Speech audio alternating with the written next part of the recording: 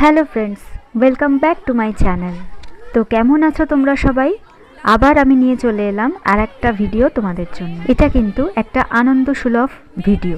এবছর পশ্চিমবঙ্গ সহ বিভিন্ন রাজ্যের স্কুলগুলোতে শিক্ষক শিক্ষিকাদের উদ্যোগে এবং স্থানীয় প্রশাসনের সহায়তায় ছাত্রছাত্রীদের পুষ্টিকর খাদ্যাভ্যাস ও ঐতিহ্যবাহী খাবার সম্পর্কে সচেতন করতে অনুষ্ঠিত হলো ফুড ফেস্টিভ্যাল। দিনটা ছিল 8ই জানুয়ারি।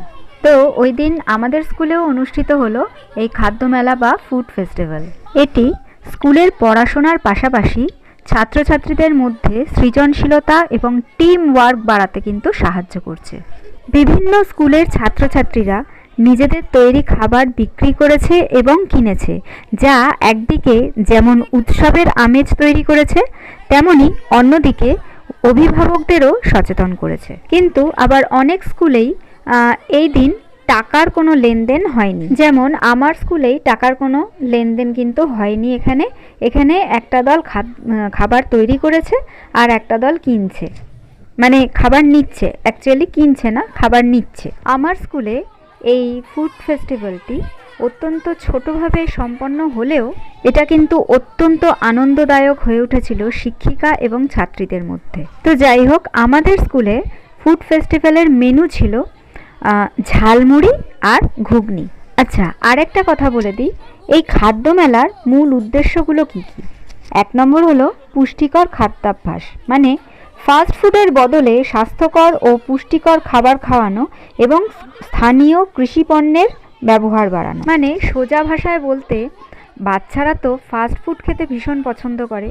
শুধু বাচ্চা কেন, বড়রাও ফাস্ট ফুড খেতে খুবই পছন্দ করে। তো সেই সব খাওয়া তো একেবারেই উচিত না। তো তাই এই ফুড ফেস্টিভ্যাল।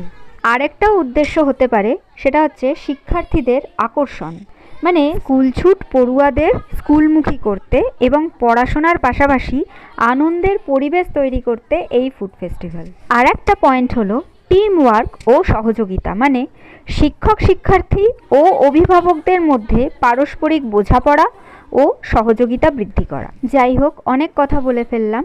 এবার আসি আমার স্কুলের এই ফুড ফেস্টিভ্যালের কিছু কথা নিয়ে। মুড়ি মাখা আর ঘুগনিটা এতটাই ভালো হয়েছে, এটা কিন্তু খুব তাড়াতাড়ি শেষ হয়ে গেল।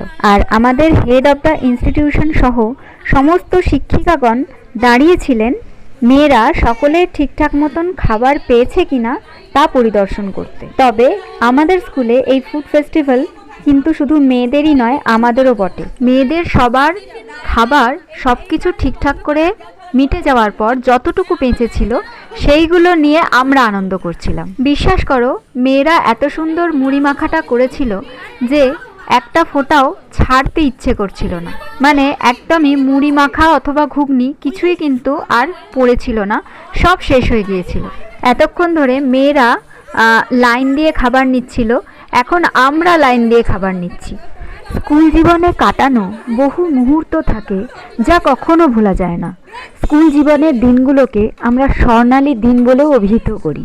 জীবনের ওই সময়টা কোনোদিনও আর ফিরে আসবে না, তবুও স্কুলের দিনগুলোর স্মৃতিতেই ডুবে থাকে আমাদের মন।